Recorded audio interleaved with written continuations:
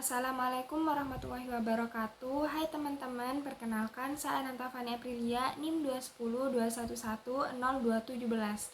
Di sini saya akan menjelaskan materi mengenai telaah pustaka. Baik, yang pertama ada definisi kajian pustaka. Kajian pustaka merupakan sekumpulan penjelasan dari berbagai ilmu pengetahuan yang digunakan sebagai panduan dan informasi dalam melakukan sebuah penelitian. Kajian literatur atau kajian pustaka berisi deskripsi mengenai bidang atau topik tertentu. Kemudian yang kedua ada proses telaah teori. Yang pertama yaitu menentukan variabel penelitian. Variabel yang baik adalah variabel yang masih relevan dengan penelitian, bisa diukur dan bisa diamati.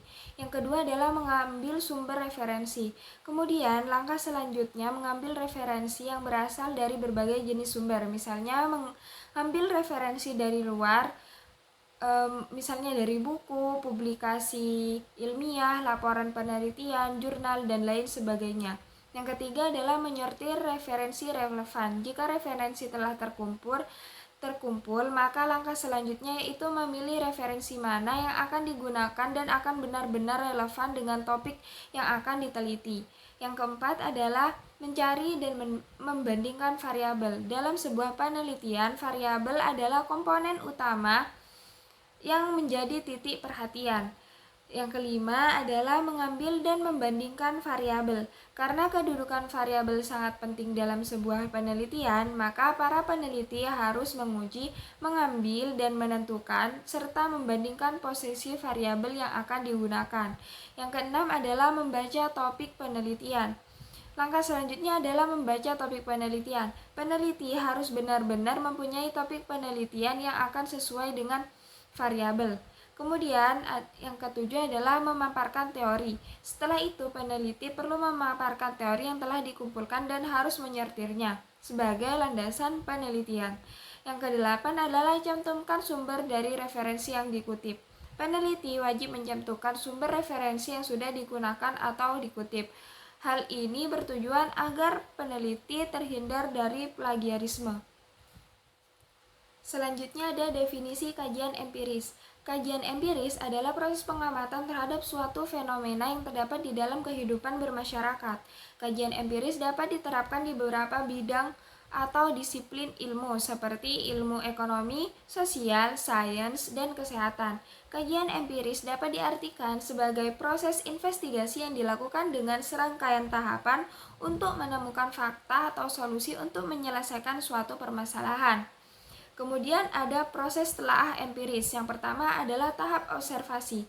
Pada tahapan ini dilakukan pengamatan terhadap suatu fenomena dan menyelidiki penyebabnya. Yang kedua adalah tahap induksi. Pada tahapan ini dilakukan perumusan hipotesis sebagai penjelasan umum dan fenomena yang diamati sebelumnya. Kemudian yang ketiga ada tahapan deduksi. Tahapan ini merupakan tahapan eksperimen yang berperan untuk menguji hipotesis. Yang keempat adalah tahapan pengujian. Tahapan ini menjadi proses pengujian hipotesis melalui pengumpulan jenis data penelitian. Kemudian yang terakhir adalah tahapan evaluasi. Tahapan ini menjadi tahap interpretasi data dan perumusan teori terkait hasil eksperimen sebagai penjelasan dari fenomena yang diamati. Selanjutnya ada perancangan model atau kerangka berpikir. Yang pertama adalah mengidentifikasi variabel penelitian. Tahap pertama dalam pembuatan kerangka berpikir penelitian adalah mencari variabel dari penelitian. Variabel sendiri merupakan suatu pengelompokan terhadap dua atau lebih atribut dalam penelitian. Atribut dalam konteks ini maksudnya seperti usia objek penelitian, wilayah, tingkat pendidikan, dan lain sebagainya. Kemudian yang kedua adalah mencari hubungan antar variabel. Variabel itu harus saling berhubungan agar bisa mendapatkan hasil penelitian yang diinginkan. Hubungan antar variabel dapat ditentukan sesuai dengan hubungan langsung yang ada di lapangan. Kemudian yang ketiga adalah mencari literatur. Literatur atau referensi yang diambil dalam berbagai macam bentuk seperti buku, jurnal ilmiah, hasil wawancara, laporan pemerintah, dan lain sebagainya. Kemudian yang keempat adalah membahas teori. Seperti diketahui, penelitian harus menggunakan teori untuk dapat menguatkan topik dari penelitian. Selain itu, teori juga digunakan supaya pendapat dari penulis bisa kuat dan tidak terkesan asal bicara. Kemudian yang kelima adalah membuat kesimpulan. Kesimpulan sebisa mungkin ditulis dengan singkat, padat, dan menjelaskan. Usahakan untuk hindari penjelasan yang berputar-putar dan juga bertele-tele. Dan yang terakhir adalah membuat kerangka berpikir. Setelah semuanya sudah sesuai dengan tujuan penelitian, selanjutnya adalah menggambarkan kerangka berpikir sesuai dengan penjelasan yang telah dipaparkan sebelumnya. Umumnya kerangka berpikir berupa diagram atau bagan. Dari visualisasi mengalir dapat dilihat bahwa setiap variabel memiliki hubungan yang saling terkait dan memaparkan teori yang menguatkan topik yang dipilih. Selanjutnya ada definisi hipotesis. Hipotesis diartikan sebagai pernyataan mengenai keadaan populasi yang akan diuji atau diteliti. Penelitian ini berdasarkan data yang diambil dari sampel penelitian. Sementara itu, secara statistik, hipotesis adalah pernyataan mengenai keadaan parameter yang diuji melalui sampel statistik.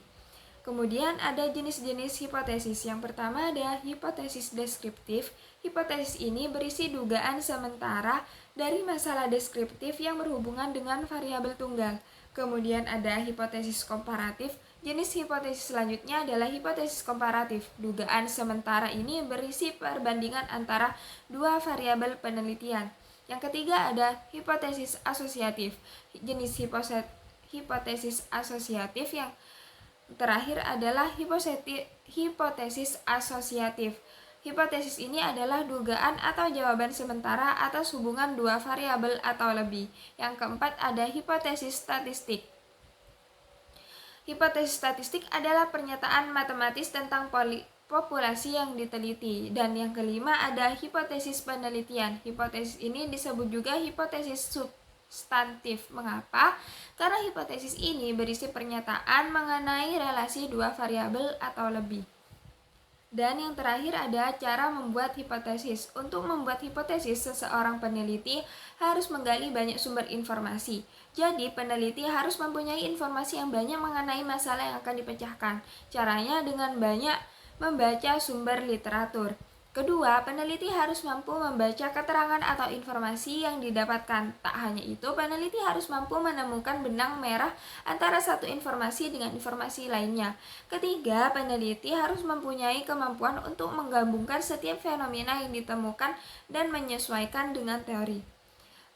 Mungkin itu saja yang dapat saya sampaikan. Apabila ada kesalahan, mohon maaf. Wassalamualaikum warahmatullahi wabarakatuh.